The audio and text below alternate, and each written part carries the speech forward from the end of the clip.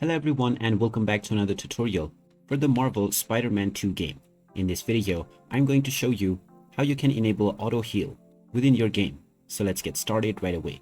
First of all, open up the Marvel Spider-Man 2 game on your device and you may continue playing from wherever you last left off. Now, during your gameplay, while you are battling your enemies, you can heal yourself if you have a full focus bar. But if you want your character to heal automatically, then you can just pause the game. And now go into settings.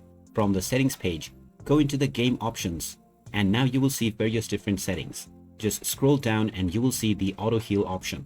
You can choose various different health levels to enable auto heal.